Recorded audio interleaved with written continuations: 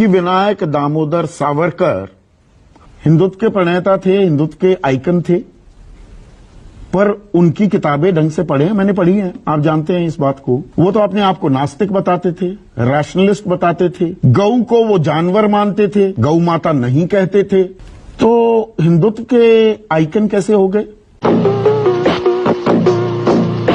ये वही ब्रिटिश साम्राज्यवाद था जिसने 12 साल के बाजी राउत को गोली मारा था। यही ब्रिटिश साम्राज्यवाद था जिससे पटना के 7 बच्चे जो शहीद हुए थे वो उनकी आयु वो 9वीं और 10वीं क्लास ब्रिटिश राज के सामने उस ब्रिटिश विनायक दामोदर सावरकर गिड़गिड़ाते हुए पाए जाते हैं। 1911 में पहली चिट्ठी लिखी, फिर 1913 में, फिर 1914 में, फिर 1918 में और आखिरी चिट्ठी 1920 में। ये 14 नवंबर 1913 की उनकी चिट्ठी का एक अंश है कि मैं सबसे प्रगाढ़, सबसे पक्का वकील हूं अंग्रेजी हुकूमत का। माफीनामों की बात है, ये माफीनामे लिखे गए थे, नहीं लिखे गए थे। शिष्टाचार में कह दिया जी मैं आपका भक्त हूं, मैं आपका गुलाम हूं, आप जैसा बढ़िया राज कोई करता ही नहीं है, आपको फलने फूलने विस्तार करने और मजबूती देने में मैं आपके साथ कंधे से कंधा मिलाऊंगा।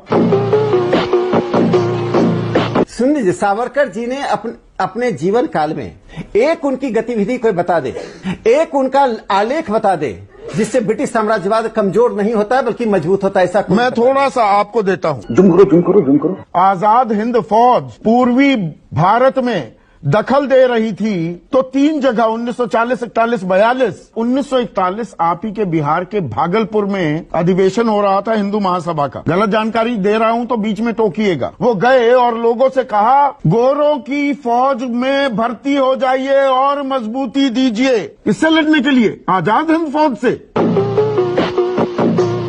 एग्जैक्ट कोट बता दूं आपको या आगे अभी जवाब देना चाहेंगे?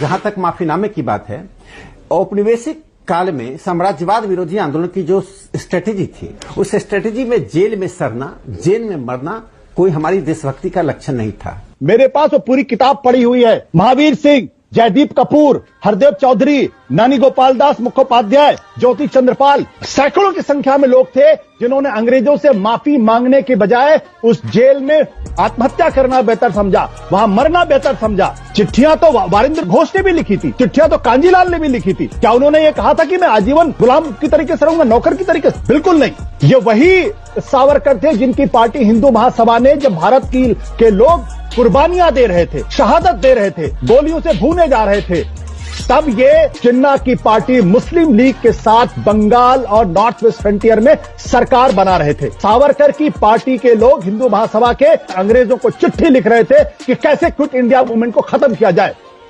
क्या ये इसको देशभक्ति कहा जा सकता है?